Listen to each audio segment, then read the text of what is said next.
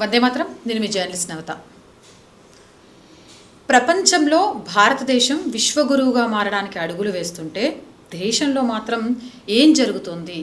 చిన్న చితక వాటికి కూడా పార్టీల మధ్య ఉన్న గొడవలని దేశాన్ని బదనాం చేసే విధంగా ఎందుకు తీసుకువెళ్తున్నాయి? మతం ముఖ్యమా, దేశం ముఖ్యమా? వేటి గురించి ఆలోచించాలి. నిరసనల ముసుగులో సాగుతుంది ఏంటి?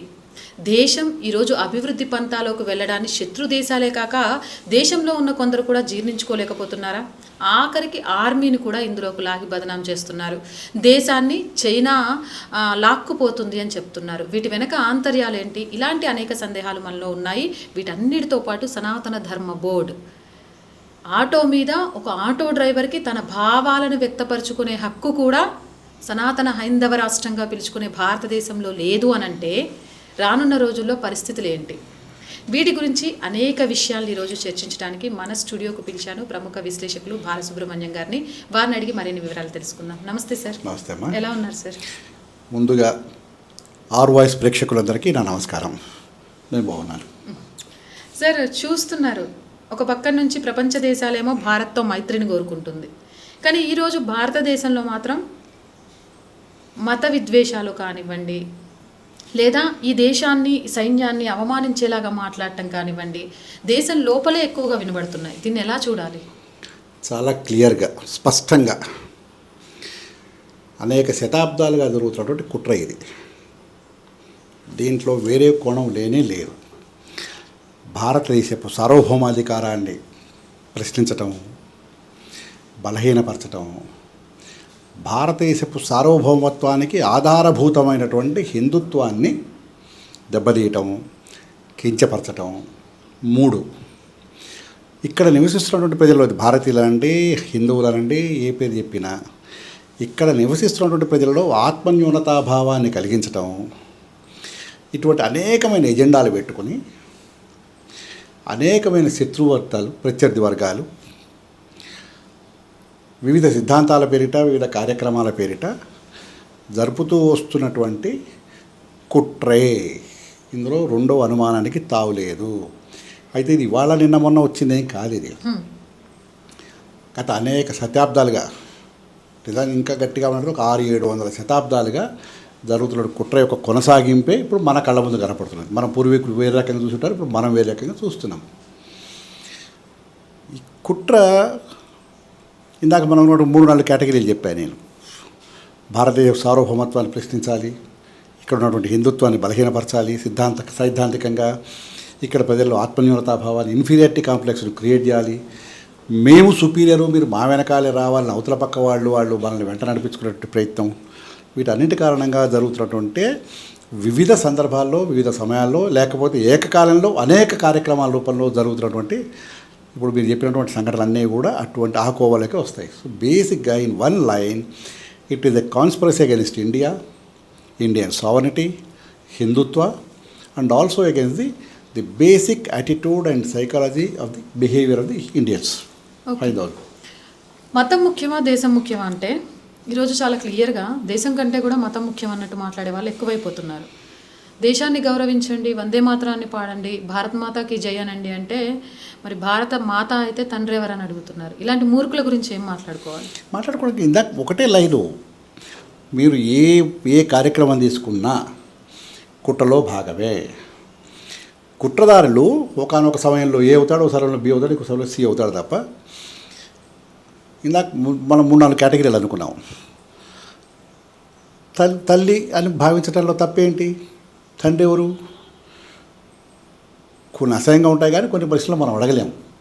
వాడి మూలాలు ఏంటని ప్రశ్నిస్తే ఏం చెప్తారు? అదే మూలంలో నీ డిఎన్ఏ అదే మూలమా అని అడిగితే ప్రూవ్ చేసుకోగలరా? అయితే మన సంస్కారాలు అడ్డం వచ్చి మన పెద్దలు నేర్పినటువంటి బుద్ధులు, శుద్ధులు మనం శరీరంలో, మనసులో జీర్ణం చేసుకున్నాం. కాబట్టి ఆ భాషా పదప్రయోగం మనం చేయలేం. కానీ ఇటువంటివన్నీ కూడా మనల్ని కించపరచడానికి, మనల్ని ఒక మూలకి నెట్టి నువ్వు అల్పుడివి, నువ్వు బుద్ధిభాంజంతో పెరిగావు, నీకు తెలివి లేదు, మేమే నీకు తెలివి నేర్పుతామని చెప్పేటటువంటి వచ్చినవి. భారతదేశంలో హిందువులు మెజారిటీలా, మైనారిటీలా? భారతదేశంలో సంఖ్య నా లెక్కలో, వ్యక్తిగత బాలసుబ్రహ్మణ్యం యొక్క లెక్కలో 2014 వరకు భారతీయులు సంఖ్యాబలం ప్రకారం మెజార్టీలు, భావజాలం ప్రకారం మైనార్టీలు. చాలా క్లియర్గా స్పష్టంగా ఒక 45 సంవత్సరాల సామాజిక రాజకీయ ఉద్యమాల దగ్గర నుంచి చూశాను. అనేక సందర్భాల్లో వాటి ప్రత్యక్షంగా పాల్గొన్నాను. అనేక విధాన నిర్ణయాలు పార్లమెంట్లలో, అసెంబ్లీలో చూశా. కాబట్టి సంఖ్యాపరంగా మీరు అడిగిన ప్రశ్నకు డైరెక్ట్గా సమాధానం చెప్పమంటే నా వ్యక్తిగత రూపంలో బాలసుబ్రహ్మణ్యం అనే నేను చెప్పేది ఏంటంటే సంఖ్యాపరంగా హిందువులు majority. At the same time భావజాలంలో ఐక్యతలో వీళ్ళు మైనారిటీ. ఇప్పుడు కూడా ఇప్పటి ఈ క్షణానికి కూడా 2014 తర్వాత పరిస్థితులు మారుతూ వచ్చాయి. ఈ 2014 తర్వాత consolidation of forces, ideological forces ఏకమవుతున్నాయి. కాబట్టి ఇవాళ మనకు రెసిస్టెన్స్ కనబడుతుంది తప్ప ఇవాళ సుపీరియారిటీగా మన ఆధిపత్యం అంటే ఆ రకమైన ఆధిపత్యం కాదు. మేము మన అస్తిత్వానికి సంబంధించినటువంటి ప్రశ్న ఇప్పుడిప్పుడే ఎస్టాబ్లిష్ అవుతున్నది అంతే తప్ప 2014కు ముందు అయితే సైద్ధాంతికంగా జీవన ప్రమాణాల్లో ఏ రకంగా చూసినా యు ఆర్ ఇన్ఫీరియర్. ప్రభుత్వము, అంతకుముందు ఉన్నటువంటి ప్రభుత్వాలు, వ్యవస్థలు అన్నీ కూడా అదే రకమైనటువంటి క్రియేట్ చేసినాయి.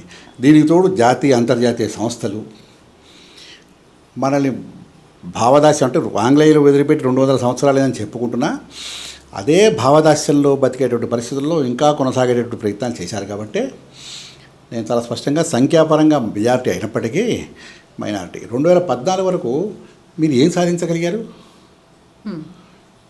కాశీకి వెళ్ళి మొక్కుకోవాలంటే ఇవాళ అవకాశం లేకుండా రోజుల్లో. అయోధ్యకు పోవాలంటే నేను 1982లో మొట్టమొదటిసారిగా అయోధ్య పోయా. వారం రోజుల క్రితం అయోధ్య పోయి వచ్చా. 1982లో నేను అయోధ్య పోయినప్పుడు చెప్తే అది ఊహించడానికి కూడా కళ్ళపటి నీళ్ళు వచ్చే సిచ్యువేషను. 2 చిరిగిపోయిన పాత చీరలు, మాసిపోయిన 2 దుప్పట్లు, ఒంటి నిండా బట్టలు కట్టుకొని గజగజ వణుకుతో, చలికి కాదు భయానికి వణుకుతో పూజారి ఒక గంట సేపు పొద్దున వచ్చి దీపం పెట్టడం, మళ్ళీ సాయంత్రం వచ్చి దీపం పెట్టడం, గంట దాటితే నమాజ్ పలిగే టైంలో వాడి ఇక్కడేం పక్కన సౌండ్ లేకుండా ఇక్కడ ఉండడం, బిగుసుకుపోయి ఉండడం. ఆ పరిస్థితి నుంచి ఇవాళ ఒక భవ్యమైనటువంటి, నేను మీ టీవీ ఛానల్ ప్రేక్షకులందరూ కూడా కోరుతుంది అంటే ఒక్కసారి అయోధ్య పోయి రండి. హిందువుగా పుట్టేందుకు, హిందువుగా జీవిస్తున్నందుకు మీరు అయోధ్య ఉద్యమంలో పాల్గొనకపోయినా, even if you're neutral Hindu, ఒకసారి గుడికి పోయిరండి, అయోధ్య బాలరాముడు దర్శించండి. ఆ మందిరాన్ని చూసి వచ్చాక ఒక రకమైనటువంటి ఆత్మవిశ్వాసము, ఆత్మగౌరవము, ఒక కాన్ఫిడెన్స్ మన కళ్ళల్లో, మన మాటల్లో చాలా స్పష్టంగా కనపడుతుంది, వినపడుతుంది. 2047 కల్లా గజ్వాయ్ హింద్ అంటే భారతదేశాన్ని ఇస్లాం దేశంగా మార్చాలి అనేది ఒక ప్రణాళిక నడుస్తుంది అని విన్నాం. ఇప్పుడు హిందువుల ఆలోచన విధానం మీకు పెద్దవాళ్ళు అనుభవం ఉంది, చాలా క్లియర్గా తెలుసు. ఈ హిందువుల ఆలోచన విధానం కానీ ఇప్పుడు జరుగుతున్న పరిస్థితుల్లో కానీ 2047కి ఈ దేశం ఇస్లాం దేశంగా మారే అవకాశం ఉందా? 5000 సంవత్సరాల పాటు ఈ దేశాన్ని మార్చలేనటువంటి వాళ్ళు 20 సంవత్సరాల్లో 30 సంవత్సరాల్లో మారుస్తూ ఉంటే దానికి మంచి పదం అంటే హాస్యాస్పదమైనటువంటి వ్యాఖ్య ఇది. 600 సంవత్సరాలు మొహమ్మద్ గజనీ నుంచి మొదలు పెడితే ఆఖరి బ్రిటిష్ వాళ్ళ వరకు తులక మన ముస్లిం రాజు, ఆ తర్వాత వచ్చినటువంటి 200 సంవత్సరాలు మన పైన పెత్తనం చేసినటువంటి బ్రిటిష్ వాళ్ళు చేయలేనటువంటి పని మేము 20 సంవత్సరాల్లో 30 సంవత్సరాలు చేస్తాం, 2047 వరకు చేస్తాం. ఇది అయ్యే పని కాదు. ఇన్ని వేల సంవత్సరాలు జరగని పని వాళ్ళు ఎందుకు అవుతుంది? ఒకటి కుట్రల యొక్క ప్రమాదము అటువంటి దాని వల్ల వచ్చేటువంటి ప్రమాదముల యొక్క సంఖ్య పెరిగే ఉండవచ్చు. కానీ భారతదేశంలో హిందుత్వాన్ని పక్కకు తప్పించడానికి, భారతదేశం అస్తిత్వమే హిందుత్వమైనప్పుడు, హిందుత్వమే భారతదేశం అయినప్పుడు మీరు ఇక్కడి నుంచి మేము తీసేస్తామంటే ఎట్లా సాధ్యం? ఇదేమైనా ఆఫ్రికన్ కంట్రీలా ఆంగ్లేయులు పోయి కనపడేవాళ్ళ మెడ నరికేసి బలవంతం మత మార్పులు వేసి జెనోసైడ్ అంటాం, మామూలు మెసాకర్ కూడా కాదు అది. లక్షల మందిని చంపేసి మతం మార్చి ఇప్పుడు ఆఫ్రికా దేశంలో క్రిస్టియానిటీ ఉంది, లేకపోతే ఇంకోటి, లేకపోతే ఈ ముస్లిం దేశాలు ఎగబడి దోచుకుని నరికి జనాల్ని మార్చేసి కొన్ని ఇస్లాం దేశాలు చేయడం, అది ఇక్కడ సాధ్యం కాదు. సాధ్యమైన సందర్భంలో ఎప్పుడైనా ఎవడైనా ఒక అడుగు ముందుకేసి కొంత అగ్రెసివ్ నేచర్గా వస్తున్నప్పుడు అందుకు సమంగా ఓ గురు గోవింద్ సింగో, రాణా ప్రతాపో, ఛత్రపతి శివాజీయో, సంభాజీయో, అనేక మంది పుట్టారు. ఈ జరుగుతున్న ప్రయత్నాలన్నింటి కూడా నిర్వీర్యం, మొత్తం కింద వరకు గ్రాఫ్ బాటం వరకు చేసే సంఘటనలు కొన్ని వేలు కనపడతాయి హెల్త్లో. కాబట్టి ఇట్ ఈస్ ఇంపాసిబుల్. అటువంటి ప్రమాదం వస్తే సగటు మానవుడు, సగటు భారతీయుడు, సగటు హైందవుడు కూడా సమస్తమైన శస్త్రాస్త్రములు ధరించి రొమ్ము నిలుచుకొని నిలబడతాడు. ఇది ఇక్కడ ఈ నేచర్, ఈ మట్టి, నేల, ఈ గాలి యొక్క నేచర్ ఇది. సాధారణంగా చూస్తే వాడు పిరికి ఎందుకు పనికి వస్తాడు రా అన్నట్టు ఉంటుందేమో తప్ప, క్రైసిస్ వచ్చినప్పుడు, ప్రమాదం వచ్చినప్పుడు, అపాయం వచ్చినప్పుడు అతను చూపించేటువంటి సాహసం, ధైర్యం, త్యాగం మనం ఊహించలేం. ఇవి మనకు కార్గిల్లో కనపడ్డాయి, మొన్న చైనా వాళ్ళు ఆక్రమించినప్పుడు అరుణాచల్ ప్రదేశ్లో కనపడ్డాయి, ఇప్పుడు ఇటీవల కాలంలో మొన్న బంగ్లాదేశ్ రోహింగ్యా టైంలో కనపడ్డాయి, నిన్నగాక మొన్న. సగటు మనుషులు ఎటువంటి సైద్ధాంతికమైనటువంటిది లేదు. దేశానికి, ధర్మానికి ప్రమాదం ఏర్పడుతుంది అనుకున్నప్పుడు వీళ్ళు నిలబడ్డారు.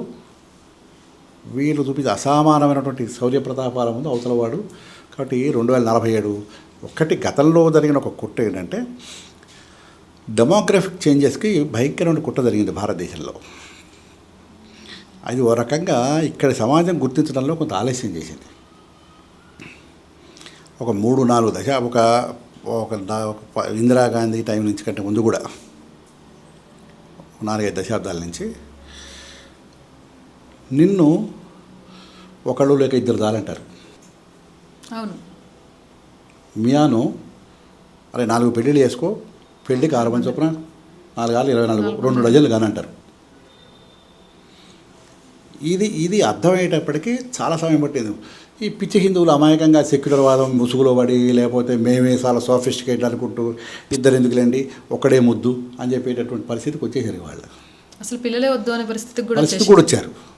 ఏంటంటే వీరు చాలా అంటే నీకు ఒక భ్రమ ఏం కల్పిస్తారంటే, నువ్వు 2 పిల్లల్ని కంటే ఛాందసురాలివి, నువ్వు ఒకళ్ళని కంటే కొంచెం ప్రోగ్రెసివ్, అసలు ఉద్యోగులు కూడా అసలు సూపరు.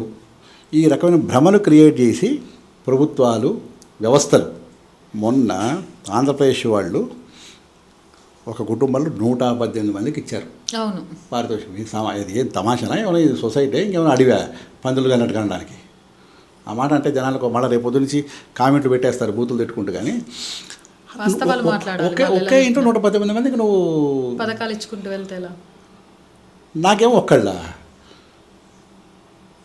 నన్ను ఏం చేస్తున్నావు, ఇద్దరు కానీ చాలంటావు, అటు ఎందుకు ప్రోత్సహిస్తున్నావు? ఈ రకంగా ఒక రకమైనటువంటి డెమోగ్రఫిక్ చేంజెస్ కోసం ఒక కుట్ర జరిగింది. ఎట్ ది సేమ్ టైం రెండో సమయంలో దానికి సమాంతరంగా విదేశాల్లో ఉండేటటువంటి తీవ్రవాద ఛాందస ముస్లింలను భారతదేశంలోకి రాసమార్గంలో, చొరబాటు కూడా కాదు, ఎక్కడో ఏదో జరిగితే రా బయటికి రా, నా ఇంట్లో అన్నం పెడతాను, బిర్యానీ ఇచ్చి, ఇక్కడ రేషన్ కార్డు ఇచ్చి, ఓటర్ కార్డు ఇచ్చి, ఆధార్ కార్డు ఇచ్చి, వానికి ఇంటికి టెలిఫోన్ నెంబర్ ఇచ్చి, వానికి నల్ల కనెక్షన్ ఇచ్చి, ఈ రకంగా ఊహించని రీతిలో సంఖ్య పెరిగింది. ఇది ఒక వైపు నుంచి వచ్చినటువంటి ప్రమాదం. రెండో వైపు నుంచి పేరు రామయ్య, కృష్ణయ్య, ఆదివారం చర్చికి పోవాలి, దశభాగం ఇవ్వాలి. అక్కడేమో చర్చిల పేరు రాబట్టు. వాడు పాస్టర్లు ఏం చెప్తాడంటే, నువ్వు రాబట్టు అనేది గుమ్మం దాటంగానే మర్చిపోరా, నువ్వు రామయ్యగానే ఉండు అంటాడు. నిజమే. ప్రభుత్వ పథకాలన్నీ నీవే. ఆ రకంగా వేలు రికార్డ్స్లో రావు. ఈ రకంగా ముసుగు చాటిన భారతదేశం పైన, హిందూ సమాజం పైన, హిందుత్వం పైన దాడికి డెమోగ్రఫిక్ చేంజెస్ ఒక కుట్ర జరుగుతూనే ఉన్నది. దీన్ని కొంచెం ఆలస్యంగా గుర్తించడం జరిగింది. సమాజం ఇప్పుడు మేల్కొంటున్నది. ఒక ప్రముఖ సామాజిక సంస్థకి సంబంధించినటువంటి చీఫ్, మీరు కూడా పిల్లల కన్నా మొదలుపెట్టండి పిలిపించే స్థాయికి వచ్చేసింది సమాజం. దాన్ని యాక్సెప్ట్ చేశారు. అదే గత కాలంలో అయితే నువ్వు పిల్లలు కనమంటావా, నువ్వు నీకే పెళ్లి కాలేదు, నువ్వు పిల్లలు ఎట్లా కనమంటావు అని ఆర్గ్యూ చేసేవాళ్ళు. ఇవాళ ఆ పెద్ద మనిషి చేసినటువంటి వ్యాఖ్యను సహృదయతో స్వీకరించే స్థితికి వచ్చారు. ఎందుకంటే ప్రమాదం కనపడుతున్నది. ఈ డెమోగ్రఫిక్ సంఖ్యాబలం కారణంగా సమాజం పైన పెత్తనం చేయాలి అనేటువంటి ప్రయత్నాలు అనేక సందర్భాలు రిజల్ట్స్ చూపించినాయి. వీళ్ళని సంతృప్తిపరచడం కోసమే, సంతృప్తి పరిస్తేనే అధికారంలో ఉండగలుగుతామని మెజార్టీ రాజకీయ పార్టీలు భావించేటటువంటి స్థితి కూడా ఏర్పడ్డది. ఇప్పుడు ఇందాక నేను ఒక మాట అన్నా, నిజంగా ప్రమాదం వస్తే సనాతన ధర్మంలో అంతర్నిహితంగా ఉన్నటువంటి దైవిక శక్తి బయటికి ఖచ్చితంగా వస్తుంది. అది ఏ రూపంలో రావచ్చు, నవత రూపంలో రావచ్చు, బాలసుబ్రహ్మణ్యం రూపంలో రావచ్చు, నరేంద్ర మోడీ రూపంలో రావచ్చు. ఇంకొకటి సార్, ఇప్పుడు యూసీసీ తీసుకొస్తే ఈ డెమోగ్రఫీ చేంజెస్లో ఏమైనా అడ్డుకట్ట వేసే అవకాశం ఉంటుందా? అందరికీ ఒకటే హక్కులు. ప్రభుత్వం విధాన నిర్ణయంలో నేను 2 పిల్లలు ఉన్న వాళ్ళకే CGHS central government health scheme ఇస్తా, లేకపోతే పెన్షన్ ఇస్తా, లేకపోతే ప్రమోషన్ ఇస్తా. 2 పిల్లలు దాటితే 3వ పిల్లాడు ఉంటే ఎలక్షన్స్లో పోటీ చేయడానికి అనర్హుడు అన్నది కామన్ సూత్రం కూడా అందరికీ అదే వర్తిస్తుంది. కాబట్టి చెప్పాల్సింది చెప్పడం ఏం లేదు. ఇది UCC applies to every one. ఆ అప్లై కాకుండా ఉండడం కోసమే కదా నువ్వు ఇంతకాలం అడ్డం పడుతున్నది. సమాజంలో అందరికీ సమానమైన హక్కులు, సమానమైన బాధ్యతలు ఉండవలసిన సందర్భంలో నీకు ప్రత్యేక హక్కులు, బాధ్యతలు లేవు. నువ్వేం చేసినా చెల్లొద్దు. నాకు హక్కులు, బాధ్యతలు, కాళ్ళకు సంఖ్యలు, చేతులకు సంఖ్యలు, నాలుగు నోరు గుట్టేస్తావు. ఎట్లా సాధ్యం? యూసీసీ వల్ల నువ్వు నేను ఏకమైనప్పుడు ఈ మైనారిటీ ఇన్స్టిట్యూషన్స్ పేరు మీద జరుగుతున్న కుట్రలు ఏంటి? అవుతాయి కదా. అది నీకు ఇష్టం లేదు కదా. కాబట్టి ఏదో రకంగా ప్రభుత్వాన్ని పడేయటమో లేకపోతే ఇంకోటి అయితే మొదటి నుంచి చెప్తున్నానంటే, హైందవ వ్యతిరేక శక్తులు కుట్రబడిన ప్రతిసారి దైవిక శక్తులు, ఇంతకుమించి వేరే పదమే లేదు నా దగ్గర, నాకు తెలిసినంత వరకు నాకున్న జ్ఞానం మేరకు ఇంతకుమించి దాటిపోలేను. దైవిక శక్తులు వాటిని ప్రతిఘటించడమే కాకుండా నిర్మూలించడం కూడా చేస్తున్నారు. చాలా విచిత్రంగా ఒక 8-10 రాష్ట్రాల్లో వాళ్ళ యూసీసీ అమలవుతుంది. అసలు సాధారణ పరిస్థితుల్లో 2014 కంటే ముందున్న పార్టీలను చూసిన తర్వాత, వాళ్ళ పరిపాలన విధానం చూసిన తర్వాత భారతదేశంలో కనీసం ఒక గ్రామంలో యూసీసీ అప్లై అవుతుందా అనే భయం ఉన్నప్పుడు ఇవాళ ఒక 8-10 రాష్ట్రాల్లో అవుతుంది. కొన్ని రాష్ట్రాలు అవే లైన్లో ఉన్నాయి. ఈ 2 శక్తులు కలిపి హైందవ సమాజం పైన దాడి చేస్తున్నటువంటి వాళ్ళు కూడా ఇవాళ కేరళ లాంటి రాష్ట్రంలో వాళ్ళకున్నటువంటి ఇంటర్నల్ కాన్ఫ్లిక్ట్స్ అనుకోండి, లేకపోతే అంతర్గతంగా ఉన్న ప్రమాదాలను పసిగట్టిన తర్వాత ఈ 2 ఒకరికొకరితో పోరాటం చేసుకుంటున్నాయి. ఇవాళ కేరళలో ముస్లిం వర్సెస్ క్రిస్టియన్ నడుస్తుంది. అవును. ఎందుకు మరి? వీళ్ళిద్దరికీ కామన్ శత్రువు హిందువులే కదా. ఇవాళ ఇప్పుడు అక్కడ ట్రయాంగిల్ అయిపోయింది. దాదాపు 3-4% అటు ఇటుగా 40% హిందువులు, 40% క్రిస్టియన్లు, 40% మంది ముస్లింలు, 100కి అటు ఇటుగా. వాళ్ళిద్దరు ఎందుకు కొట్లాడుకుంటున్నారు? నేను ఒక 10 ఏళ్ల క్రితం, 8 ఏళ్ల క్రితం ఒక పార్లమెంటరీ డెలిగేషన్కి ఫ్యాక్ట్ ఫైండింగ్ టీం కేరళ పోయాం. ఒక కిరస్తానీ లెక్చరర్, కాలేజీలో లెక్చరర్ పిల్లలకు క్వశ్చనర్ ఇస్తూ మహమ్మద్ ప్రవక్త పైన ప్రశ్న అడిగాడు. దానికి ప్రతీకారంగా స్థానిక ఈ సిమీలు, ఎస్ఐఎస్ఏలు, తర్వాత పిఎఫ్ఐలు వీళ్ళు ఆ జోసఫ్ ఇంటికి వెళ్ళి వాడు ఏ చేతితో క్వశ్చన్ పేపర్ తయారు చేశాడో ఆ చేయి నరికేసి దాన్ని గట్టపట్టుకొని వచ్చారు. దీనికి ఒక పార్లమెంటరీ డెలిగేషన్ ఫ్యాక్ట్ ఫైండింగ్ వెళ్తే దాన్ని నేను లీడ్ చేసి, పింకీ ఆనందన్ ఒక ఆమె ఇప్పుడు additional solicitor general of India, తర్వాత నేను, ఇంకో 2-3 ఎంపీలు, కేరళ రాష్ట్రంలో ఉన్నటువంటి ఒక క్రిస్టియన్ బీజేపీ ఎంపీ, మేమందరం అక్కడికి వెళ్ళి చూసిన తర్వాత పరిస్థితి మనం ఊహించినలాగా లేదు. అక్కడ సమాజం వర్టికల్గా క్రిస్టియన్ వర్సెస్ హిందూ డివైడ్ అయింది. అంటే నా పైన దాడి చేసినప్పుడు మీరు అందరూ ఒకటవుతారు, మీ ప్రయోజనాలు దెబ్బతిన్నప్పుడు మళ్ళీ మీరు కొట్లాడుకుంటుంటారు. వేదిక వల్ల నా దేశమే అంతే. అల్టిమేట్గా నష్టపోయేది ఈ భూమే, ఇక్కడ ప్రజలే. అవును. అఖండ భారత్ని ఇప్పటికి భారతదేశం దాకా వచ్చామంటే చాలా నష్టపోయాం. ఇట్లా కుట్రలు జరిగినాయి, జరుగుతున్నాయి, జరుగుతాయి. It's fact. మనం దాన్ని యాక్సెప్ట్ చేసి తీరాలి, అంగీకరించి తీరాలి. ఈ కుట్రలు జరుగుతాయి అనుకున్నప్పుడు 2047 వరకు మీరు అడిగిన ప్రశ్నకు మళ్ళీ మూలానికి వస్తే ఇది అవుతుందంటే కానివ్వం. ఓకే, మీరు నేను బతుకున్న దొరకదు కానివ్వం. క్లియర్, స్పష్టంగా. ఇంకొకటి సార్, చిన్నపిల్లలు అంటే రేపు భావి భారత పౌరులు అంటాం. వాళ్ళకు క్రమశిక్షణ నేర్పించాలి, సత్ప్రవర్తన నేర్పించాలి, సద్బుద్ధి నేర్పించాలి. అలాంటి పిల్లల మెదళ్లలో చాలా స్కూల్స్లలో మతోన్మాదాన్ని నేర్పిస్తున్నారు. మళ్ళీ ఒకటే గుర్తు, అన్నిటికీ ఒకటే రూపాంతరం, విధానాలు మారుతాయేమో, పద్ధతులు రూపాంతరం చెందుతాయేమో తప్ప ఏది చేసినా ఈ దేశం పైన, ఈ సమాజం పైన, హిందుత్వం పైన, సనాతన ధర్మం పైన కుట్రే. అదే చెప్తున్నాను. వాళ్ళ మనసుల్లో మేము ఒకసారి, నేను పార్లమెంట్ ఆఫీస్ సెక్రటరీగా ఉన్నప్పుడు నా స్టాఫ్ని అందరినీ తీసుకుని నేనే ఖర్చులు భరించి సోమనాథ్ దేవాలయం, సర్దార్ పటేల్ విగ్రహం చూపించడానికి తీసుకెళ్ళా. ఎందుకంటే వాళ్ళు నా దగ్గర 10 ఏళ్ళ నుంచి పనిచేస్తున్నారు, బయటికి రారు, అందుకని అందరికీ ఫ్లైట్ టికెట్ తీసుకెళ్ళా. సోమనాథ్ దాటి మనం సర్దార్ పటేల్ విగ్రహానికి వస్తుంటే ఈ మదర్సాల పిల్లలు తీసుకుని కొంతమంది ముల్లాలో మౌలవీలు ఎవరు పిల్లలు, చిన్న పిల్లలు గట్టిగా గెలితే పాలు కారుతాయి, అటువంటి పిల్లలు తీసుకొచ్చి మేము లైన్లో నిలబడ్డాం. మా వెనకలు వాళ్ళు నిలబడ్డారు. ఎడ తెరిపి లేకుండా గాలికి మధ్య తేడాకు గ్యాప్ లేనట్టుగా ఈ ప్రధానమంత్రి ఇట్లా, ఇది నిలువెల్ల విషయమే. ఆ పసిపిల్లవాడు మనసులో ఏం ఫిక్స్ అవుతాడు వాడు? రేపు పొద్దున వాడు తీవ్రవాది అయిపోడా? ఆఖరికి చూసి మా టీంలో ఉన్న 2 తిరగబడ్డారు. సరే ఏందిరా నువ్వేం చెప్తున్నావు అంటే, ఆప్కు క్యా మాలూమ్ అని వాడు మాపోయిందా. సరే అంటే పిల్లల మనసులో విషయం నింపుతున్నారంటే ఆమెకేం పోయే కాలం? ఆ సక్సెస్ఫుల్ టీచర్కి నువ్వు కలమా చదవని ఎందుకు? నేను అడిగాను ఎప్పుడైనా, రామాయణ చదువు, భగవద్గీత చదవని. నీకేం మాయరోగం?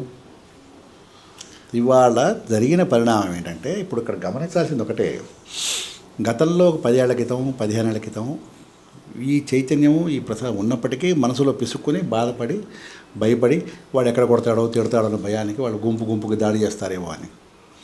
ఇవాళ ఒక ఆటో డ్రైవర్ నిలబడి నేనున్నా అనే స్థితికి హిందూ సమాజం ఎదిగింది.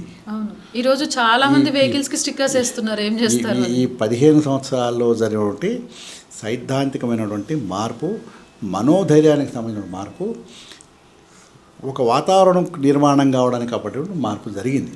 ఎందుకు జరిగింది? ప్రమాద తీవ్రత పెరుగుతున్న కొద్దీ ఇటు నుంచి అంతే తీవ్రంగా మనం దాడి చేస్తూ వచ్చాం. లక్షల మంది సైన్యంతో ఔరంగజేబు వచ్చినప్పుడు 10,000 మందిని వేసుకుని శివాజీ పోరాటం చేయలేదా? గెలవలేదా? హిందూ సామ్రాజ్యాన్ని స్థాపించండి కదా. అట్లాగే ఇవాళ ఎక్కడో 3 సీట్లు అత్తాపూర్ దగ్గర ఆటో డ్రైవర్ ఒక చిన్న పని చేస్తే రేపు పొద్దున 10,000 ఆటోల పైన స్టిక్కర్లు కనపడుతున్నాయి. ఇది మన చైతన్యానికి, మన భావ వ్యక్తీకరణకు, మన అస్తిత్వానికి నిలబెట్టుకోవడానికి జరుగుతున్న పోరాటానికి సంబంధించిన అంశం ఇది జరుగుతున్నది. ఇటువంటి నేపథ్యంలో 2024 కాదు, 2047 కాదు, ఎప్పటికీ ఇది హిందూ దేశమే. ఏ రోజైతే హిందుత్వము ఈ దేశం నుంచి, ఈ మట్టి నుంచి మారిపోద్దో అసలు భూమి ఉండదు. ఎందుకంటే ఇది ఉన్నది కాబట్టే నువ్వు బతుకున్నావు అమెరికాలో, ఇది ఉన్నది కాబట్టి ఆఫ్ఘనిస్తాన్లో నువ్వు బతుకున్నావు. ఇవాళ బాలసవాడు ఇక్కడ కూర్చున్నాడు కాబట్టి నువ్వు హ్యాపీగా ఉన్నావు. నేనే లేని రోజున నువ్వు ఎక్కడ ఉంటావు? నువ్వెందుకుంటావు? ఉండవు. అంటే నేను ఎగ్జాజరేషన్ చేయడం చాలా ప్రాక్టికల్గా ఈ భూమిని కాపాడేటువంటి నీ సైన్స్ ప్రకారం మాట్లాడితే ఒక పాజిటివ్ వైబ్రేషన్స్ ఉన్నాయని అనుకున్నప్పుడు అవి ఎక్కడి నుంచి ఎమినేట్ అవుతున్నాయి? ఇక్కడి నుంచి ఉద్భవిస్తున్నాయి, ప్రపంచాన్ని అంతా కూడా నింపుతున్నాయి. ఇక్కడ దీపం ఆర్పేస్తే చీకటి మొత్తం ఇంకేం కనపడదు. అందుకనే నేనేదో ఊకే మొక్కుబడిగానో లేకపోతే కాదు, సైంటిఫిక్గా, శాస్త్రీయంగా భారతదేశం నుంచి వెలువడేటువంటి హిమాలయ పర్వత శ్రేణుల నుంచి సాధు సంతులు చేసేటువంటి తపస్సు నుంచి ఏర్పడేటువంటి ఇమిటేటువంటి ఇవే ఈ దేశాన్ని కాపాడుతున్నాయి, ఈ ప్రపంచాన్ని కాపాడుతున్నాయి. ఇంకొక లేటెస్ట్ న్యూస్ మాట్లాడాలంటే సిజేపీ అసలు ఆ బొద్దింకలను పేరు పెట్టుకోవడం ఏంటో నాకు అర్థం కావట్లేదు. కానీ ఆ బొద్దింకలు ఈ దేశాన్ని ఏం చేయాలనుకుంటున్నాయి? వాళ్ళ నిరసన మీద మీ అభిప్రాయం ఏంటి? మీ ఎక్స్పీరియన్స్? బొద్దింకలు ఏం చేయాలనుకుంటే నాకు తెలియదు. నాకు ఎట్లా కనపడుతుందంటే ఇంగ్లీష్లో పదం ఉన్నది, it is an expression of cynical minds. Cynical minds అంటే సంకుచితమైనటువంటి, పాపభూయిష్టమైనటువంటి, దుర్మార్గమైనటువంటి, అచైతన్యమైనటువంటి, అశాస్త్రీయమైనటువంటి ఇటువంటి ఏవైతే ఈ పదాలన్నీ కూడతాయో ఇవన్నీ కలగలిపితే వచ్చినటువంటి మైండ్లోంచి పుట్టినటువంటి ఒక ఆలోచన. ఆ పార్టీ పెట్టుకున్నప్పుడు వాడెవడో ఆన్లైన్లో క్రియేట్ చేసినప్పుడు వాడికి కూడా ఇంత ప్రేమ వచ్చి ఉంటుందని వాడు కూడా ఎక్స్పెక్ట్ చేసి ఉన్నాడు. తమాషాగా పెట్టాడో, ఎటకారంగా పెట్టాడో, లేకపోతే నన్ను కించపరచాలని పెట్టాడు. ఇవాళ మీరు ఒక్క విషయం గమనించండి నవత గారు, ప్రపంచంలో, భారతదేశంలో, ప్రపంచంలో హిందూ వ్యతిరేక శక్తులకి, సనాతన ధర్మ వ్యతిరేక శక్తులకి, భారతదేశానికి వ్యతిరేకంగా ఉండేవాడికి ఇవాళ నిలబడడానికి ప్లాట్ఫామ్ లేదు. అవును. ప్లాట్ఫారం లేదు. నన్ను ఛాలెంజ్ చేయడానికి, సైద్ధాంతికంగా ఆచరణాత్మకంగా నన్ను ఢీకొట్టడానికి, లేకపోతే నేను చూస్తున్న తప్పు నేను కరెక్టు అని నిరూపించుకోవడానికి ప్రపంచంలో ఏ దేశానికి, ఏ వ్యవస్థకు కూడా ఇవాళ ప్లాట్ఫామ్, ఒక వేదిక లేదు. లేనప్పుడు ఏం జరిగింది, ఏం జరుగుతుంది? సాధారణంగా గడ్డి పరక కూడా వాడికి ఒక నావలాగా, పడవలాగా, ఓడలాగా కనపడతాయి. సేమ్ ఇదేదో ఇప్పుడు మీరు చెప్పిన పార్టీ దానికి కూడా అంతే. సో ఈ వ్యతిరేక శక్తులు నన్ను తిట్టాలనుకున్న వాళ్ళకి ఆస్కారం లేనప్పుడు వాళ్ళకి ఏదో ఒక వంక దొరికితే చాలు. ఇది తెలుగులో సామెత ఉంటుంది, మకలో పుట్టి పుబ్బలో చస్తారని. రెండు పక్కపక్క నక్షత్రాలు, మకలో పుట్టినట్ట పుబ్బలో చచ్చిపోయినట్ట. మామూలు వాడుక భాషలో కవులు వాళ్ళు చెప్పేదాన్ని ఇంకొక ఎక్స్ప్రెషన్ ఉంటుంది, టీ కప్పులో తుఫాన్ అని. నశ్వరమైనటువంటి పార్టీలు, క్షణభంగురమైనటువంటి పార్టీలు లేవు, గాలిబుడగ పార్టీలు లేవు. వీటి అస్తిత్వం ఓ వారమో, 10 రోజులో, నెల రోజులో. ఈ 10 రోజులు బతుకున్నా చాలు అనేటటువంటి వ్యక్తులందరూ, సమూహాలు, వ్యక్తులు, ముఠాలు, పార్టీలు, వ్యవస్థలు దీనికి అవలించుకున్నాయి. అదే అయిపోయినప్పుడు వీళ్ళ అస్తిత్వం ఏమైపోతుంది? వాళ్ళు ఎవరెవరైతే ఈ జంతర్ మంతర్ వేదిక ఎక్కారో అసలు వాళ్ళ క్రెడిబిలిటీ ఏంటి? అందులో ఒకడేమో రాముడిని అవమానించేటోడు, ఒకడేమో దేశాన్ని వాళ్ళ క్రెడిబిలిటీ ఏంటి అసలు? నీవు జంతర్ మంతర్లోకి అడుగుపెట్టడానికి నీకు ఒక దారి కావాలి కాబట్టి అదేదో ఇప్పుడు మీరు చెప్పిన పార్టీ దాంతోపాటు వచ్చింది, అయిపోయింది. ఎంత తిరుగుబాటు అంటే జనాలు, నువ్వు పోయి అదేదో పరీక్ష నీట్ ఎగ్జామ్ కోసం ఆందోళన చేస్తాను, పోయి రాత్రి 12 గంటలకి పత్తలు ఆడుకుంటా, డాన్సులు చేసుకుంటా, లేకపోతే నన్ను తిట్టుకుంటా, మ్యూజిక్ ప్రోగ్రాంలు, నన్ను తిట్టడం, నా వెనకాల నా దేవుడిని తిట్టడం, మా అమ్మని తిట్టడం. దీనివల్ల నీకు నీ పరీక్షకు, నీ ఉద్యమానికి వచ్చేటటువంటి ఏముంటుంది? పైగా ఒక పక్క వాడేమో, ఆ పక్కన పెద్ద మనిషి ఎవరో ఒక ఆయన, లద్దాఖ్ ఆయన ఆకలితో వస్తుంటే పక్కన కొంచెం మంచిగా బిర్యానీ, పెప్సీ, థమ్సప్, మంచి లొట్టలు చూపించుకుంటే, చికెన్ పీసులు అని చూపించుకుంటా తింటే ఏం కల్చర్ ఇది? నీ సంస్కృతి ఏంటి? నీ సభ్యత ఏంటి? నీ సంస్కారం ఏంటి? మీ అమ్మ మీ నాన్న నేను ఎట్లా పెంచిండ్రు? నేను అసలు ఎట్లా కన్నారు అసలు? నిజమే. ఇప్పుడు కాబట్టి వీళ్ళ గురించి చర్చించడం అన్నది అసలు అనవసరం. ఎందుకంటే ఇవి ఉండేవి కావు. సైద్ధాంతిక బలం లేనటువంటి, వ్యవస్థీకృతమైనటువంటి ఆధారం లేనటువంటి వ్యక్తులు, సమూహములు, పార్టీలు గాల్లో పడితే గాల్లో పోతాయి. ఈ మధ్యకాలంలో వీటిని నమ్ముకొని కొన్ని పరాన్న జీవులు ఉంటారు. అది కర్ణాటక నుంచి రావచ్చు, సినిమాలో డైలాగులు చెప్పుకునే ప్రకాష్ రాజ్ లోడ్ కాబట్టి ఎవడైనా కావచ్చు. వాడి అస్తిత్వం పోతున్న సమయంలో పట్టుకుంటాడు, షాక్ కొడుతుంది, వదులుతాడు, ఈలోగా చేయగలుగుతుంది. నష్టం వారికి, మనకేం కాదు. ఎప్పుడైనా ఫండమెంటల్ ప్రిన్సిపల్ ఏంటంటే ధర్మానికి వ్యతిరేకంగా, వ్యవస్థకు వ్యతిరేకంగా పోయే శక్తులు ఏవి నిలబడవు. ఇది ఫండమెంటల్ ప్రిన్సిపల్. కాబట్టి వాళ్ళు చర్చ జరుగుతుందంటే ఇది ఎంత జరుగుతున్నదో అంతే సోషల్ మీడియాలో వీళ్ళకి వ్యతిరేకంగా వచ్చినట్టు వాదనలు చూస్తే సాధారణ, ఇందాక ఒక మాట అన్న, సగటు మానవుడు తన ధర్మానికి, తన సమాజానికి, తన దేశానికి దెబ్బ తగులుతుంది అనుకున్నప్పుడు రియాక్ట్ అవుతారు. అక్కడ మాట్లాడుతున్న వాళ్ళు ఎవ్వరికీ పార్టీలు లేవు. ఇది ఇప్పుడు ఈ ధర్నాలు చేస్తున్న వాళ్ళకి వ్యతిరేకంగా మాట్లాడే వాళ్ళకి ఎవరికి, వాళ్ళు ఎవరు ప్రేరేపించి పైసలు ఇచ్చి పంపలే, పోయి రిపోర్ట్లను పిలిచి బయట ఇచ్చిపోతున్నారు. తిట్టుకుంటా మామూలుగా. ఆ తిట్టు కూడా చాలా విచిత్రంగా హిందీ భాషలో అసలు అద్భుతమైన పదప్రయోగాలు చేస్తున్నారు. డఫ్లీ బ్యాచ్, ఇంకో బ్యాచ్, ఏంటో టుకుడే టుకుడే గ్యాంగు. అస్తిత్వం లేదు, నిలబడడానికి కాళ్ళ కింద భూమి లేదు. ఇంత గడ్డి పరగ దొరికితే, వరదలో కొట్టుకుపోయిన గడ్డి పరగ దొరికితే దాన్ని ఎట్లా ఆశ్రయించబోతుందో అట్లా ఇదేదో ఈ పూటకి ఇది వచ్చింది, అమ్మయ్య ఇవాళ బతికినాం, రేపటి సంగతి తర్వాత అనే పరిస్థితులే తప్ప. కాబట్టి వీళ్ళు గురించి అసలు అలానే వదిలిపెట్టలేము. మళ్ళీ ఇంకోటి ఉంది, కానీ వీళ్ళ అరాచకత్వాన్ని, లేకపోతే వీళ్ళ విశృంఖలత్వాన్ని చూస్తూ ఊరుకోవటం కుదరదు. అందుకనే సమాజం తిరగబడుతున్నది. వీళ్ళు కూడా అంతే భయపడుతున్నారు. రేపు 20వ తారీఖు తెలిసిపోతుంది కదా వీళ్ళ వ్యవహారం ఏందో. ఓకే, ఇప్పుడు ప్రపంచంలో చాలా దేశాల్లో యుద్ధం జరుగుతుంది. నిజంగా ఆ యుద్ధానికి కారణాలు ఉన్నాయా అంటే కారణాలు ఏమీ లేవు. కానీ అది ఎక్కడి దాకా పోయిందంటే అణుబాంబులు వాడే వరకు పోయింది. నిజంగా అదే జరిగితే ఇది మూడో ప్రపంచ యుద్ధంగా జరుగుద్దా? అది మూడో ప్రపంచ యుద్ధమే జరిగితే అసలు విశ్వం నిలుస్తుందా? ఇప్పుడు ఒకటి, జర్నలిస్ట్గా మీరు ఏమైనా అడిగేయచ్చు, అధికారం మీకు ఉంటుంది కాబట్టి. అయితే నేను బేసిక్గా జ్యోతిష్కుని గాను, భవిష్యత్తు నాకు కనపడదు. ఏది మీరు అడిగిన క్వశ్చన్లో విశ్వం ఉంటుందా అంటే విశ్వం లేకుండా ఎక్కడికి పోతుంది? అన్ని యుద్ధాలు జరిగితే పరిస్థితి వేరే రకంగా ఉంటుంది కదా. అయితే ఇక్కడ మీతోటి నేను ఒక మైన్యూట్గా విభేదించే పాయింట్ ఏంటంటే,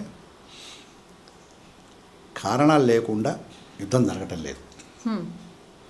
ఆధిపత్యపు పోరు, ఆర్థిక ప్రయోజనాలు, ఆధిపత్యము ఆర్థిక ప్రయోజనాలు, ఈ రెండు ఇప్పుడు జరుగుతున్నటువంటి మార్పులకు చేర్పులకు యుద్ధాలకి కారణం. నేను బిగ్ బాస్, నేను సూపర్ కాప్. ఆ బిగ్ బాస్ బిగ్ బ్రదర్, అమెరికాకు ఉన్న పేరు అది. అండ్ సూపర్ కాప్, నేను చెప్పినట్టు నువ్వు వినాలి. ఇది ఆధిపత్యం, అహంకారం. రెండోది, నాకు కావలసిన తైలం నీ దగ్గర ఉంది, నువ్వు నాకే అమ్మాలి, నేను చెప్పిన రేటుకే అమ్మాలి, నేను ఎంత అడిగితే అంత ఇవ్వాలి, ఎప్పుడు అడిగితే అప్పుడు ఇవ్వాలి. నువ్వు భారతదేశానికి ఇంకోటికి అమ్మడానికి వీల్లేదు. ఒకళ్ళు అమ్మితే, నాకు చారానికి అమ్మితే వాడికి 5 రూపాయలకు అమ్మాలి. ఆర్థిక ప్రయోజనాలు, ఆధిపత్యం రెండు కలగలిపి ఉన్నటువంటి నేపథ్యంలో మళ్ళీ this is my personal opinion, ఈ రెండు కారణాల దృష్ట్యా ఇవాళ యుద్ధాలు ప్రారంభమైనాయి. అయితే రష్యా వర్సెస్ ఉక్రెయిన్ కావచ్చు, లేకపోతే అమెరికా వర్సెస్ ఇరాన్ కావచ్చు, ఇజ్రాయెల్ అమెరికా కలిపి ఒకటి కావచ్చు. మూడో కోణం ఏంటంటే, చాలామంది దీని గురించి మాట్లాడడం లేదు. అది ఇప్పుడు మీ ఆర్వాయిస్ ప్రేక్షకుల ద్వారా మార్కెట్లోకి పోతే బాగుంటుంది, దీనిపైన చర్చ జరగాలి. మూడోది నాకు కనపడుతున్న కోణం ఏంటంటే, అవునన్నా కాదన్నా రెండు ఎడారి మతాల మధ్య యుద్ధం ఇది.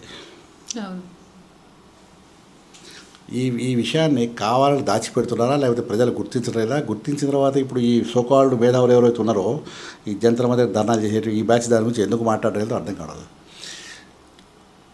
పక్కవాడి మతం పైన నా మతం యొక్క ఆధిపత్యం, ఇది అనేక దశాబ్దాలుగా, అంటే ఈ రెండు మతాలు పుట్టినప్పటి నుంచి గొడవలు జరుగుతూనే ఉన్నాయి. దాని ఎక్స్టెన్షనే ఇది నాకు అనిపిస్తుంది. ఇస్లాం మతం పైన క్రిస్టియానిటీకి ఆధిపత్యం, లేదా ఇజ్రాయెల్ పైన ఆధిపత్యంలో క్రిస్టియానిటీ పైన ఇస్లాంకి ఆధిపత్యం, పెత్తనం, ఇది కూడా ప్రధానమైనటువంటి కారణం. ఆర్థిక ప్రయోజనాలతో పాటు, పెత్తందారీతనంతో పాటు, ఆధిపత్య పోరుతో పాటుగా మతాలపై నేను సుపీరియరు, నా మతం సుపీరియరు, నేను గొప్ప, ఇవి అనుకున్నప్పుడు ఈ మూడు కారణాల వల్ల. కాబట్టి కారణరహితంగా యుద్ధాలు ఏం జరగలేదు, తమాషకి చేయటంలా. రెండోది, ఇది అణుబాంబుల వరకు పోతుందా అంటే పోతుంది. ఎందుకంటే విజ్ఞత ఉన్నవాడికి, తెలివితేటలు ఉన్నవాడికి ఏమైనా చెప్పవచ్చు, చేరి మూర్ఖుల మనసు రంజింపరాదు, మూర్ఖుల మనసు రంజింపజేయలేము. ఈ రెండు మతాల వాళ్ళు మూర్ఖులు.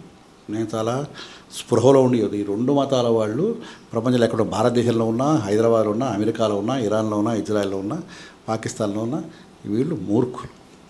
వీళ్ళకి చెప్పలేము, చెబితే వినరు. కాబట్టి ఎంత దూరమైనా తీసుకుపోతారు.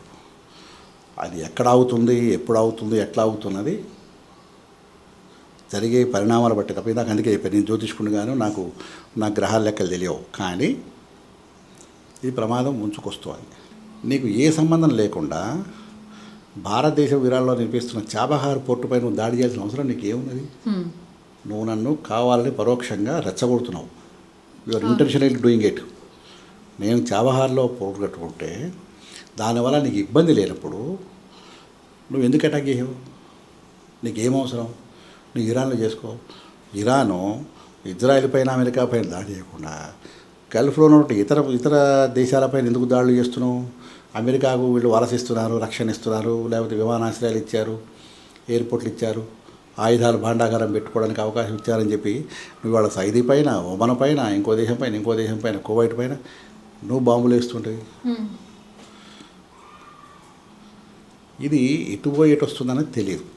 ఓకే, కానీ ఏదైనా జీవతత్వం ఎక్కడికి పోదు. నాగసాకి, హిరోషిమాలో కొన్ని పట్టణాలు మాయమైపోతే అయిపోవచ్చు, కానీ భూమి నుంచి భూమికి ఎక్కడికి ఏం పర్వాలేదు.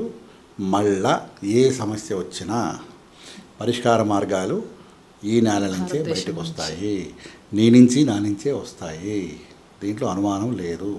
మళ్ళీ మనమే అరే కొట్టుకోకుండా అని చెప్పి చెప్పటము, లేకపోతే కొట్టుకుని పడిపోయిన తర్వాత మళ్ళీ దాన్ని పునర్నిర్మాణం చేయటము, దాని సాంస్కృతిక విలువలు పెంపొందించడం, ఇవన్నీ పునర్నిర్మాణ కార్యక్రమంలో అల్టిమేట్లీ భారతదేశము, హిందూ దేశము, సనాతన ధర్మము, హిందుత్వము, హిందూవాదులే మళ్ళీ ఈ కార్యక్రమం చేపడతారు.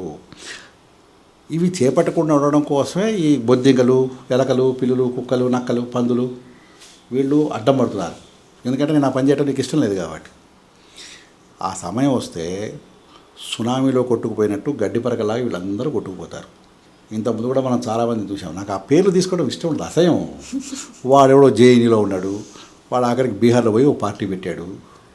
ఏమాడి వాళ్ళ కుక్కలు కాపు కాసుకుంటున్నాడు. దాని ఏమంటారు, ఈ డాగ్ వాకర్స్ అని పొద్దున్నే మాకు ఉంటారు. అందుకు కూడా వాడికి ఆ ఉద్యోగం కూడా ఇవ్వడలేదు వాడు. ఆ మధ్య పార్లమెంట్లో, అసెంబ్లీలో, టీవీలో రచ్చ చేశాడు. పేరు తెలుసు నాకు, కానీ చెప్పను, గలీజ్. ఏమయ్యారు ఈ గాలిపుడుగా? చేనీలో ఉద్యమాలు చేసిన వాళ్ళు, చొక్కాలు చింపుకున్న వాళ్ళు, బనీలు చింపుకున్న వాళ్ళు, అమ్మాయిలు అబ్బాయిలు ఏమైపోయారు ఇవాళ? సునామీలో కొట్టుకుపోయినట్టు అవశేషాలు కూడా మిగిలినటువంటి పరిస్థితికి పోతారు వీళ్ళు. అంటే నేనేమన్నా అంటే దాన్ని సామాజికంగా, రాజకీయంగా మాత్రమే తీసుకోండి, భౌతికంగా కాదు. అర్థమైనా? అంటే భయం వేస్తే ఒకసారి మీడియాలో మాట్లాడాలంటే మనం చెప్పింది ఓ రకం ఉంటుంది, వాళ్ళ ఇంటర్ప్రిటేషన్స్ ఓ రకం ఉంటాయి. వీళ్ళందరూ చచ్చిపోతారని చెప్పి నువ్వు తమ్మునేలు పెట్టావు అనుకో, రేపు ఇబ్బంది అయిపోతుంది.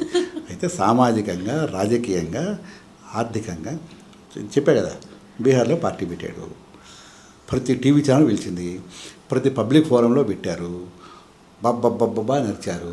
ఏమైంది వాళ్ళ? కాబట్టి ఇవన్నీ ఎబరేషన్స్ అంటాం ఇంగ్లీష్లో పదం. ఈ ఎబరేషన్స్ గమనించుకుంటూ ఉండాలి. హిందూ సమాజం వీటి పట్ల జాగ్రత్తగా, జాగరూకతతో ఉండాలి. ఎట్ ది సేమ్ టైం భయపడాల్సిన పని కూడా లేదు. అట్లా అని నిశ్చింతగా లేకపోతే నిద్రపోతుండడం కుదరదు. వీటి ఎప్పటికప్పుడు ప్రతిఘటిస్తూనే ఉండాలి. నువ్వు ప్రతిఘటించకపోతే ఇంకోటి చేస్తాడు ఆ పని. So as a conscious human being, స్పృహలో ఉన్న మానవుడిగా, హిందువుగా, దేశ పౌరుడిగా, హిందువు పక్కన పెట్టేది, నువ్వు వీటిని వ్యతిరేకించకపోతే దేశానికి, నీ జీవితానికి ద్రోహం చేసుకునేవాడు అవుతావు. There is no purpose of your life. Okay, ఫైనల్గా ఈ వీడియో చూస్తున్న సెక్యులర్ హిందువులకు మీరు ఏం చెప్తారు? నేను మెసేజ్ ఇయ్యను. నేను స్వామీజీని కాదు, నేను గురువులు కాదు, సిద్ధాంతాలు చెప్పే పంతులు అసలే కాదు. ఒకటే ప్రిన్సిపల్ మనందరం. ఇది వాళ్ళ సందేశం కిందేశం కాదు, ఇది నాకు నేను చెప్పుకునే మాట. ఇది to the best of my ability, నాకున్న శక్తుల మేరకు, నా పరిమితమైనటువంటి నాకున్న పరిజ్ఞానము, ఆర్థిక, సామాజిక, మేధోపరమైనటువంటి వనరులతో ఏం చేయగలనో చేయాలి. ఎందుకు చేయాలి? అల్టిమేట్గా చిట్ట చివరిగా బతికేది, నిలబడేది, ప్రపంచాన్ని శాసించేది, ప్రపంచాన్ని మార్గదర్శనం చేసేది హిందుత్వమే. దానికి కావాల్సి వచ్చినటువంటి ఏ పనైనా కావచ్చు. నేను ఇప్పుడు మనసులో వచ్చిన పని పెట్టుకున్నా, ఒక వారం రోజులు ఇదే పని చేస్తున్నా. ఎవడు కనపడ్డా, అది ఎవరు కనపడ్డా, ఇస్లాం కానీ, క్రిస్టియన్ కానీ, హిందువు కానీ, చుట్టం కానీ, పక్కం కానీ, ఎవడు కనపడ్డా ఫస్ట్ నువ్వు అయోధ్య పోయినవా అడుగుతున్నా. పోయినా ఏమనిపించింది? బాగుంది, సూపర్, రైట్. పోలే, అర్జెంట్గా పో. ఎందుకంటే అక్కడికి పోతే తప్ప నీ అస్తిత్వం నీకు తెలియదు. 1980లో నేను ఒక విద్యార్థి ఉద్యమ రాజకీయ సామాజిక ఉద్యమ కార్యకర్తగా ప్రారంభం చేసిన జీవితం. 1980 డిగ్రీ కాలేజ్ ఫస్ట్ ఇయర్. 45 సంవత్సరాల తర్వాత ఒంటరిగా కూర్చున్నప్పుడు ఏం చేసినా అనుకున్నప్పుడు పెద్ద వ్యాక్యూమ్ కనపడుతుండే. ఇవాళ అయోధ్య పోయించిన తర్వాత నేనే అనుకున్నా, నా జీవితం సార్థకత చెందింది. మై లైఫ్ అంబిషన్ కాదు, I have fulfilled my life అన్నది ఒక కాన్ఫిడెన్స్, ఒక విశ్వాసం. ఏంటంటే ఆ గుడి చూసిన తర్వాత, ఎందుకంటే చెప్పిన కదా ఇందాక, 82లో చూసిన గుడికి 2026లో ఈ నెల ఇది జూలై 12, 13 అక్కడ ఉన్నా చూసిన గుడికి అసలు ఆ వాతావరణానికి నా లైఫ్ టైంలో నేను, లేకపోతే నా తరం, లేకపోతే నా సమూహము, లేకపోతే నా కార్యకర్తలు, లేకపోతే నా సమాజం సాధించినటువంటి ఒక అద్భుతమైన విజయము, భవ్యమైన రామ మందిరం. నాకు బాగా ఇష్టం. ఢిల్లీలో మేము ఉన్నప్పుడు నాకు బాగా ఇష్టమైన ప్లేస్ ఏంటంటే మథుర బృందావనంలో బాలకృష్ణుడు ఉంటాడు. నల్లటి విగ్రహం, 3 అడుగులు 4 అడుగులు ఉంటుంది. అది 1/2 కిలోమీటర్ దూరంలో నిలబడ్డా ఆ విగ్రహం నుంచి వచ్చేటువంటి కాంతి కిరణములు విద్యుత్ తరంగములు ఆ వైబ్రేషన్స్ నేను ఇట్లా కట్టిపడేస్తాయి, కదలనివి అక్కడి నుంచి. అట్లాంటి ఫీల్ మళ్ళీ మొన్న అయోధ్యలో రామ మందిరం చూసిన తర్వాత రాముడు ముందు నిలబడ్డాక మాకు అదృష్టం అంటే నేను లోపల గర్భగుడి దగ్గరికి పోయినా బీభత్సమైన వర్షం, కాబట్టి బయట లేరు, లోపలికి వచ్చేవాళ్ళు లేరు, బయటికి పోయేవాళ్ళు లేరు. 15 నిమిషాలు నిలబడ్డాక పొమ్మనేవాడు లేడు, బీభత్సమైన వర్షం. అది అట్లా చూస్తూ కూర్చుంటే ఎంత చూసినా తనివి తీరలే. బయటకు వచ్చిన తర్వాత మా ఆవిడతో అన్న చూడు రామందిరం అంటే ఆమె గద్గదం అయిపోయి కళ్ళ నీళ్లు కార్చుకుంటా అసలు ఏంటి గుడి అంటే అప్పుడు అన్న అమ్మ అది అప్పుడు చూసిన మాసిపోయిన చీరలు, చిరిగి బొక్కలు, దుప్పట్లు అట్లా 4 గుంజలు పాతి మన బొంగులు పాటి తడకలు కట్టి అక్కడి నుంచి వాళ్ళ ఎంత దూరం ప్రయాణం చేసినాం, ఇంత దూరం ప్రయాణం చేసినామండి. రేపు ఇంకో దూరం కూడా పోతా కదా ఖచ్చితంగా. వాళ్ళు అక్కడి నుంచి బయలుదేరి కాశీకి వచ్చిన, కాశీ నుంచి రేపు అటు ఇంకో దగ్గరికి పోతా, కృష్ణ జన్మస్థానం పోతా. ఆపవు కదా నువ్వు, ఆగను కదా నువ్వు, ఎవరు ఆపినా ఆగము. పరిస్థితులు అనుకూలించాలి. నా జీవితంలో నేను కాశ్మీర్లో ఎన్నికలు జరుగుతాయి, భారతదేశపు అంతర్భాగం అని, లేకపోతే పీఓకి పైన మనం అటాక్ చేస్తామని చెప్పి ఇప్పుడు అనుకోలేదు. అటువంటిది ఇవాళ పీఓకే ప్రజలు మమ్మల్ని కలుపుకోవడం, నాయన మీకు దండం పెట్టుకొని కాలు మొక్తాం అని మనల్ని బతులాడుకుని బంగపోయే పరిస్థితి వచ్చింది. కాబట్టి చెప్పు, ఒకళ్ళకి సందేహాలు ఏం లేవు, నీ పని నువ్వు చేసుకుంటా పో, నా పని నేను చేసుకుంటున్నా, నాకు ఇబ్బంది పెట్టద్దు, పెడితే తిరగబడతా. ఆటో డ్రైవర్ తిరగబడితే తట్టుకోలేరు. ఆటో డ్రైవర్ తిరగబడ్డాడు కదా అత్తాపూర్లో. అదే స్కూలు ఓల్డ్ సిటీలో సక్సెస్ స్కూల్ పసిపాప తిరగబడ్డది కదా, ఆమె తిరగబడ్డప్పుడు నీకు నాకు కాలు చేతులు మంచిగానే ఉన్నాయి కదా. సో సెక్యులరిస్టులు గిక్యులరిస్టు లేదు, అందరికి ఒకటే మాట, మన పని మనం చేసుకుంటే పోదాం. ఏమీ లేకపోతే కూర్చుని రామనామ జపం చేయి, ఆ వైబ్రేషన్స్ కాపాడుతాయి దేశాన్ని. జపం చేస్తూ కూడా అద్భుతమైన వైబ్రేషన్స్ వస్తాయి. నువ్వు ఏం చేయకు, ఇంట్లో కూర్చో, మంచిగా అయితే తిని రోజుకు 1000, 2000 సంవత్సరం 2 సంవత్సరాలు. ఫైనల్కి ఒక మాట చెప్తా, మీరు అన్నారు కాబట్టి చెప్తున్నా ఈ మాట. గోదావరి దగ్గర ధవళేశ్వరం బ్యారేజ్ కట్టారు, గోదావరి నది మీద. ధవళేశ్వరం బ్యారేజ్ కట్టిన తర్వాత ఆర్థర్ కాటన్ ఆయన ఆర్థర్ కాటన్ కడుతున్న సమయంలో 7 పాయలు వస్తాయి గోదావరికి. 7 నదులు, ఆ 7 పేర్లు కూడా ఉన్నాయి, గౌతమి, గోదావరి, అట్లా వరుసగా 7 పేర్లు. కోనసీమ మొత్తం కూడా బంగారం పండే ల్యాండ్ అయిందండి, బంగారమే. ఇట్లా గింజలు ఇట్లా వేసిపోతే వచ్చేవాడు మళ్ళీ పంట కోసుకోవటమే, అట్లా తయారైంది. ఇది పైకి కనుక భౌతికమైనటువంటి చర్య కనుక అయితే, దీని వెనకాల జరిగినట్టు ఒక కృషి ఏంటంటే, కోనసీమ ప్రాంతంలో కొత్తపేట నుంచి మొదలు పెడితే రాజులు, యానాం వరకు అనేక గ్రామాలు అగ్రహారం గ్రామాలు, బ్రాహ్మణ గ్రామాలు. వేదం వాళ్ళ రోడ్ల మీద డ్యాన్స్ చేసుకుంటూ నడుస్తూ ఉంటుంది 24 గంటలు. అనేక గ్రామాలు, నరేంద్రపురం, పట్నంవెల్లి, కూచిపంచి, ఇంకోటి ఒక ఊరు కాదు, ప్రతి ఊళ్ళో వేద పండితులు పిల్లలకు వేదం చెప్పేవాళ్ళే. వీళ్ళు ఏం చేసినట్టే, ధవళేశ్వరం బ్యారేజీ ప్రారంభమైనప్పటి నుంచి వాడు ఇటుక, మట్టి, సిమెంటు మేస్త్రీలు కట్టుకునేది, ఇంజనీర్లు కట్టి కడుతున్నారు. వీళ్ళు ఈ కోనసీమ బ్రాహ్మణులు ఏం చేసినట్టే, ప్రతిరోజు పొద్దున 4 గంటలకు లేచి కనీసం అంటే అధమపక్షం సహస్ర గాయత్రి చేసి, వాడు 2000 చేసిండా, 3000 చేసిండా, 5000 చేసిన వాళ్ళు కూడా ఉన్నారు. మినిమం 1008 గాయత్రి జపం చేసి ఆ జపం తీసుకపోయి ధారపోశారు. ఇవాళకి కూడా కోనసీమ ప్రాంతంలో నిత్యము పాడి పంటలతోటి సంపదతోటి తొలతూగుతుందంటే కనపడే కారణం ఆర్థర్ కట్టిన ధవళేశ్వరం బ్యారేజ్. కనపడని కారణం జపం. You have invoke the nature, goddess power. అది నువ్వు ఏం చేయకపోయినా సరే ఇంట్లో కూర్చొని రోజుకు 1000 గాయత్రి చేయి, రామనామం చేయి, నమశివాయను, శ్రీరామాను, లేకపోతే నీకు నచ్చిన మంత్రం చేయి, కాదు ఇంత తప్ప. ఇది ఎగ్జాజరేషన్ కాదు నేను చెప్పింది. నాకంటే ముందు ఒక 10-20 సంవత్సరాలు ఎక్కువ ఉన్న వయసు వాళ్ళు మీరు పోయి ఇప్పుడైనా ఇంటర్వ్యూ చేస్తే వాళ్ళు చెప్తారు, గాయత్రి శాస్త్రం చేస్తే పవర్ ఎట్లా వచ్చింది. అది చేసి ఉంచుకోలే, నా కోసం అనలే, ఆర్థర్ కాటర్ కోసము, గోదావరి కోసము, ఆ మొత్తం అక్కడ నివసించేటటువంటి కోనసీమ ప్రాంతంలో ఉండేటువంటి ప్రజలందరి కోసం దారిపోశారు. ఇప్పుడు బ్రాహ్మడే కాదు కదా, అక్కడ అందరూ ఉన్నారు కదా, అన్ని కులాల వాళ్ళు ఉన్నారు, అన్ని మతాల వాళ్ళు ఉన్నారు. చర్చిలు కూడా ఈ మధ్య బాగా వచ్చినాయి. అవును.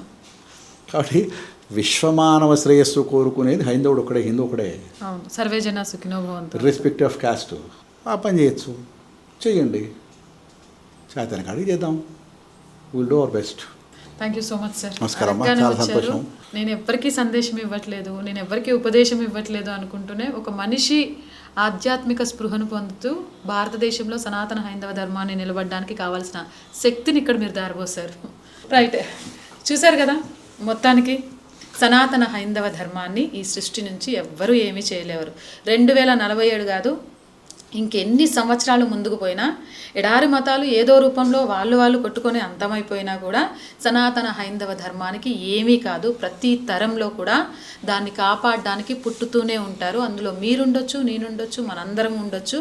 భయపడాల్సిన అవసరం లేదు. కాకపోతే మనం చేయాల్సింది ఏంటంటే రామనామస్మరణ, అంటే రామున్నే కాదండి, మీకు ఇష్టదైవం ఏదున్నా ఆ నామస్మరణ చేస్తూ ఆ నామస్మరణతోటి ఈ భారతదేశం విశ్వగురువుగా మారడానికి నేనిస్తున్న నా వంతు శక్తి అని ధారపోయండి. ఖచ్చితంగా భారతదేశం విశ్వగురువుగా మారుతుంది. భారతీయులుగా మనం గర్వం పడతాం. ఫైనల్గా ఒకటే చెప్తున్నాను, దేశాన్ని ధర్మాన్ని ప్రేమించలేని వాడు ఇంకేం చేసినా కూడా వృధానే, ఏం సాధించినా కూడా వృధానే. ఆ రెండింటినీ ఎవరైతే గౌరవిస్తారో, ప్రేమిస్తారో వాడు నిరుపేదైనా సరే కోటీశ్వరుడితో సమానం నా దృష్టిలో. అదే విషయాన్ని ఈ ఇంటర్వ్యూ ద్వారా మీ ముందుకు తీసుకొచ్చాం. జై హింద్, జై భారత్.